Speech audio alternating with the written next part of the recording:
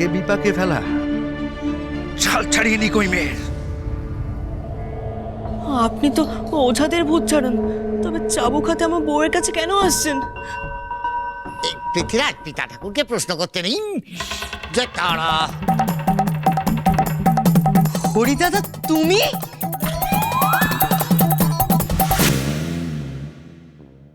মানিক, তোর মন্ত্রী আর সেনাপতিদের বল এই গোটা উঠোনটা ঘিরে ফেলতে। ওই চোরকি ওঝার তোর পিসমশাই যেন পালাতে না পারে। বাবা আপনি?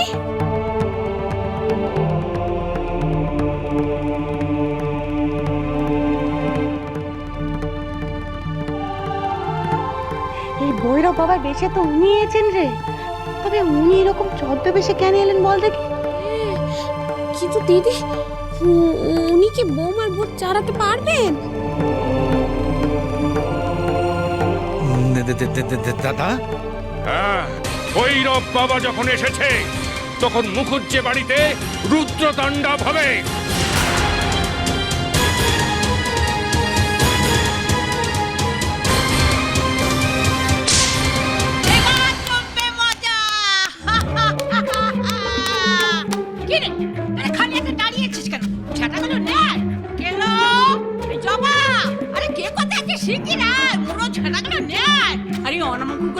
চেষ্টা করলে ঝেঁটা দিয়ে মেরে বসিয়ে দিই। এই যে মানিকা দাদু ঝেঁটা।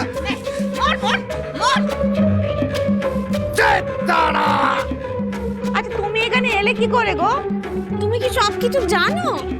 দাদা, তুমি তোমার জামাইকে মারবে বলছো? মার তো তোদের খাওয়া উচিত, কিন্তু তার ভার নেমে মা। অপদাত আমি হতচ্ছাড়াগুলোকে সামলাই।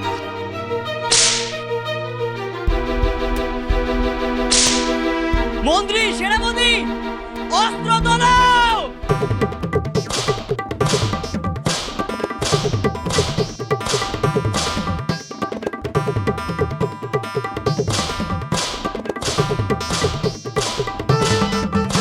তুমি এখানে এলে কি করে হরি দাদা?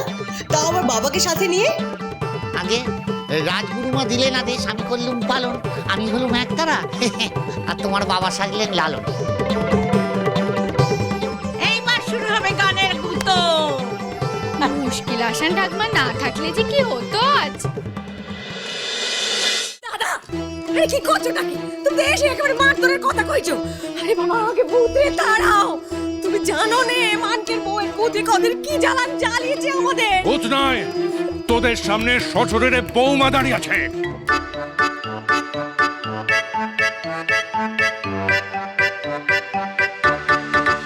মামা কি বলছেন মা? হ্যাঁ, মানকের বউ বেঁচে আছে? আরে শুধু বেঁচে আছে নয়, নাগবুমা কোনোদিন আমাদের ছেড়ে যায়নি। কেমন ছেঁকা গেলে বউ? দেবো নাকি ওষুধ? আপনি সে কথা জানতেন মা? মা, আপনি জানতেন যে বৌমা বেঁচে আছে? হ্যাঁ, না জানলে ফোনেকে খবর দিতাম কি করে?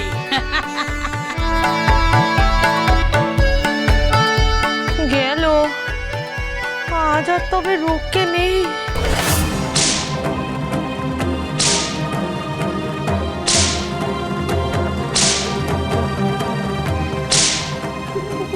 বৌমা, এই এই যে বৌমা, দাও দাও।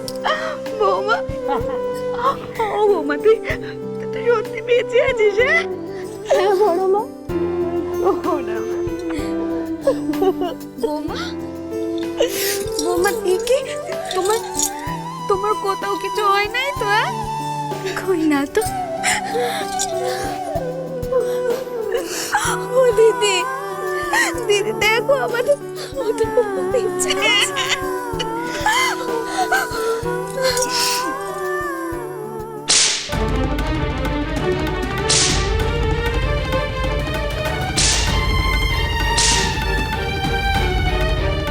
ওই মেয়ে অনেকদিন ধরে বুঝছে ভয় দেখাচ্ছিল, আজ রক্তের দাগ থেকে সন্দেহ হয়েছিল।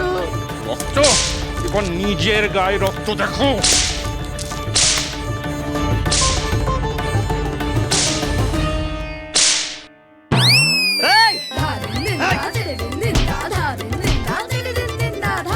পালাচ্ছ কোথায়? আগে চোরকি নাচো, নাচো, তবে তো তোমার ভাই বলছি, তোমার ভাই বলছি ছেড়ে দাও আমাকে।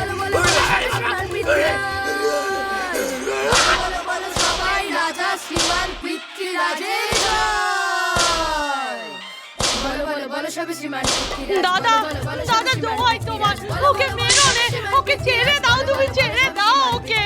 ওর কথা বাদ দে, আগে নিজের কথা ভাব।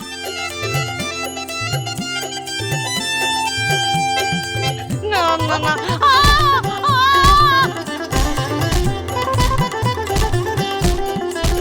বাবাও মার কাটছে, মাও মার কাটছে, এবার আমার পালা। না বাবা, আমি বাবা লুকোই।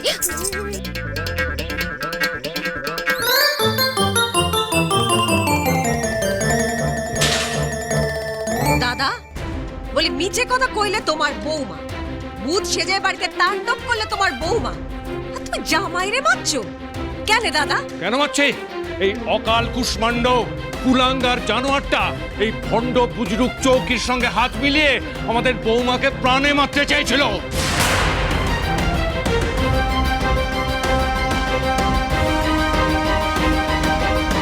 আর শুধু তাই নয়, ওই সুধার সঙ্গে মিলে ও ওই গোয়াল ঘরে বৌমাকে ভয় দেখিয়েছিল, এই হতভাগা।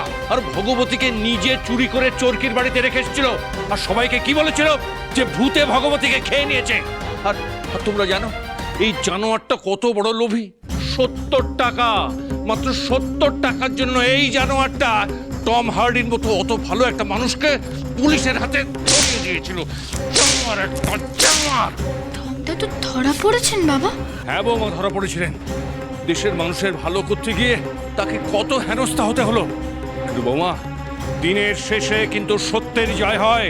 আমি তাকে ন্যায় বিচার পাইয়ে দিয়ে এসেছি, আর আজকে আমি তোমাকেও ন্যায় বিচার পাইয়ে দেব। তোমার অনেক বেয়াদবি আমি সহ্য করেছি, আজ আমার হাত থেকে স্বয়ং ঈশ্বরও তোমাকে বাঁচাতে পারবেন না। হতভাগা জানোয়ার, জানোয়ার, হতভাগা। শোনো তোর কি, আমি সব কিছু সহ্য করতে পারি, শুধু বউয়ের চোখের জল নয়।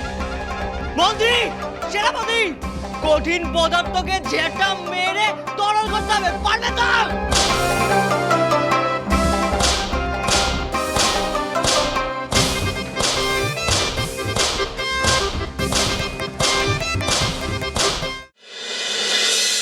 বৌমা, তুই আমাদের এতটা কষ্ট দিতে পারলি রে? বৌমা, আমাদের কাউকে কিছু জানাওনি কেন?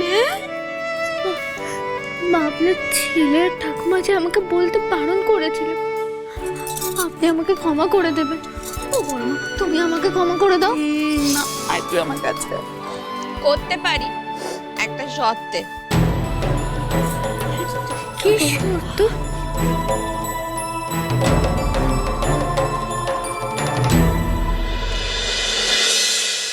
আমাদের কথা দাও তুমি, আমাদেরকে ছেড়ে আর কখনো কোথাও যাবে না।